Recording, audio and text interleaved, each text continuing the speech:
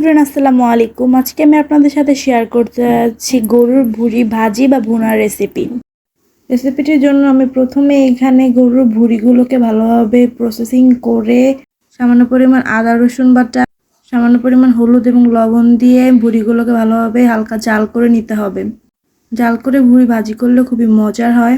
তারপর একটি কড়াইয়ের মধ্যে সামান্য পরিমাণ সয়াবিন তেল দিয়ে দিতে হবে পেঁয়াজ কুচি, কাঁচামরিচ, আস্ত তেজপাতা, দারুচিনি, এলাচটা এখানে পরে ব্যবহার করব। তারপর পেঁয়াজ মরিচগুলো যখন ভালোভাবে ভাজা হয়ে যাবে তখন দিয়ে দিতে হবে আদা রসুন বাটা, জিরা বাটা, পরিমাণ মতো হলুদের গুঁড়া, পরিমাণ মতো মরিচের গুঁড়া, পরিমাণ মতো ধনিয়ার গুঁড়া দিয়ে মশলাগুলোকে ভালোভাবে নেড়ে চেড়ে ভালোভাবে কষিয়ে নিতে হবে। সেখানে সামান্য পরিমাণ পানি অ্যাড করতে হবে যাতে মশলাগুলো পুড়ে না যায়।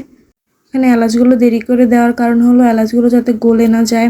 তারপর মশলাগুলো যখন ভালোভাবে কষানো হয়ে যাবে তখন দিয়ে দিতে হবে আগে থেকে জাল করে রাখা ভুঁড়িগুলোকে।